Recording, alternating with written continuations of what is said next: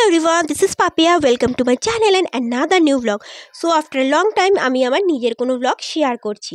তো আমি গিয়েছিলাম একটু কৃষ্ণনগর পার্সোনাল কাজে, তো সেই ব্লগটাও শেয়ার করছি। আর আমাদের এখানে গোপাল মন্দিরে একটা ছোট মেলা হয়েছিল হস্তশিল্পে, সেটাও এই ব্লগটা শেয়ার করছি। তো ফার্স্ট অফ অল দেখো এখানকার যে ন্যাচারাল ভিউটা এত সুন্দর লাগছে না, মানে যত এই চাকদার থেকে যত এই আইপাস দিকে আমরা যাচ্ছি, এখানকার ন্যাচারাল ভিউটা না খুব সুন্দর। দেখো এখানে চারিদিকে শুধু ক্ষেত আর ক্ষেত, মানে একদম চারিদিকে সবুজ ন্যাচারাল ব্যাপারটা কিন্তু দেখতে পাবে। আর ওদিনকে না ট্রেন খুব ফাঁকা ছিল, তো আমি একদম জানলার পাশে বসে ন্যাচারাল ভিউটা এনজয় করতে করতে কিন্তু চলে গেলাম। মানে এত ভালো লাগছিল না কি বলবো, মানে চারিদিকে শুধু দেখো। আর অন্যান্য সময় কিন্তু বছরের এই সময়টা সর্ষে ফুল টুল হয়, এবছর যেহেতু শীতটা সেইভাবে পড়েনি সেই জন্য সর্ষে ফুলটা আর সেইভাবে দেখতে পেলাম না। তবে এখানে দেখলাম খুব কলা গাছের চাষ, আরও নানা রকম শাকসবজি এইসব আর কি হয়ে রয়েছে, খানিকটা কাটা হয়েছে।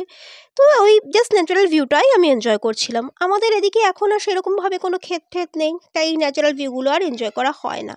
একদম জানলার পাশে বসে ন্যাচারাল ভিউ এনজয় করতে করতে কখন যে 45 মিনিট হয়ে গেল আর স্টেশনে আমরা এসে পৌঁছে গেলাম বুঝতেই পারিনি। যদিও মানে জাস্ট ভাবা যায় না কি কৃষ্ণনগর লোকালে এত ফাঁকা, তা আবার জানলার পাশে বসে।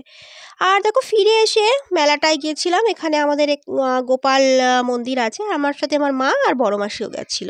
তো এই দেখো এটা হচ্ছে গোপাল মন্দির, এখানে হচ্ছে গোপাল আর হচ্ছে রাধাকৃষ্ণ মূর্তি এখানে রয়েছে, পুজো হয়। আর এই গোপালটা কিন্তু যেসে গোপাল নয়, পুরো 105 কেজির গোপাল। এই দেখো কত বড়, বুঝতে পারছো এটার ওয়েট কিন্তু 105 কেজি, টোটালটাই কিন্তু পিতলের।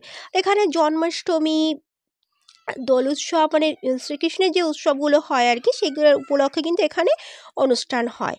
তবে এখানে এবার একটা হস্তশিল্পের মেলা হয়েছিল শীতের শুরুতেই, তো সেই মেলাটায় গিয়েছিলাম। এই দেখো রাধাকৃষ্ণের মুখটাও কি সুন্দর, রাধাকৃষ্ণটা যদিও পাথরের। সেই মেলাটায় আমরা গিয়েছিলাম। তো এই দেখো এখানে এটা ছিল হস্তশিল্পের মেলা, যেটা আমাদের চাকদায় আগে কখনো হয়নি, চাকদায় প্রথমবার হয়েছিল। মানে এটা না খুব একটা লোক জানে না, সেই জন্য আর কি ফাঁকা ছিল, সেইভাবে প্রচারটা হয়নি। এরা জাস্ট ফার্স্ট এসেছিলো, একদিনের জন্য এসেছিল। তো যাই হোক আমি সন্ধ্যেবেলায় 3 জন আমরা গিয়েছিলাম, এই যে দেখছো কত ফাঁকা। আর এখানে বিভিন্ন রকম হ্যান্ডমেড জুয়েলারি ছিল, মানে ম্যাক্সিমামটাই জুয়েলারির কালেকশানই বেশি ছিল। তবে একটা প্রবলেম, আমাদেরকে মানে একটুখানি ভিডিও করার পরই না মানা করে দিচ্ছিল, বলছিল ভিডিও করা যাবে না, এখানে কোনো মানে ব্লগ এরা অ্যালাউ করছে না। হয়তো এই কারণেই এদের প্রচারটা অতটা হয়নি। জানি না কেন ব্লগ মানে বানালে বা ভিডিও করলে কি হবে, কারোর জিনিস কেউ কপি করে কি সেল করতে পারে আমার ঠিক জানা নেই। যাই হোক এরা যেহেতু পছন্দ করছিল না আর কি, তাই আমি একটুখানি কি ভিডিও নিয়েছিলাম, তাও ওদের পারমিশনে আর কি, যে বলছিল করছিলাম, না হলে না করছিলাম। আর আমি এই জায়গাটা হচ্ছে উলেন বিভিন্ন রকম কুর্তিগুলো বিক্রি হচ্ছিল, তো এখান থেকে একটা উলেন শার্টটা কিনেছিলাম।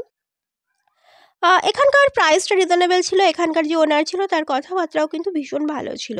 তো এই ভেজ কালারের শার্টটা নিয়েছি, জানি না ফোনের ক্যামেরাতে কীরকম কালারটা আসছে। সামনে অনেকগুলো বিয়ে বাড়ি আছে, আর বিয়েতে আমার ঠান্ডা না সহ্য হয় না, সেই জন্য একটা শার্ট নিয়েছিলাম। এছাড়া এখানে বিভিন্ন রকমের কটনের কুর্তি ছিল, শাড়ি ছিল। আর এখানে হচ্ছে পকোড়া বিক্রি হচ্ছে, কিন্তু পকোড়াগুলোর সাইজ দেখো ভীষণ ছোটো, 20 টাকায় মোটে 5টা দিচ্ছিল। আর এরা অনেক ডাকছিল তাই নিচ্ছিলাম। তবে হ্যাঁ মনটা একটু খারাপ ছিল আর কি, ভেবেছিলাম এখানে ভালো করে ভিডিওটা বানাবো, তোমাদের সাথে শেয়ার করব, বাট সেটা আলটিমেটলি আর হলো না। তাই টুকটাক কিছু কেনাকাটা করে বাড়ি চলে এসেছি, আর যা যা কিনেছি সেগুলো তোমাদেরকে বাড়িতে গিয়েই দেখাচ্ছি, কারণ বাকি দোকানগুলোতে আমাদেরকে অ্যালাউ করেনি। এই দেখো এখানে কিনেছিলাম চুড়ি, এখানে 6টা চুড়ি আছে, 6টা চুড়ির দাম নিল 100 টাকা। হ্যাঁ অন্যান্য জায়গার থেকে এই বিষের দামটা কমই ছিল আর কি। আর এই একটা চোকার নিয়েছিলাম, চোকারটা নিল হচ্ছে 100 টাকা।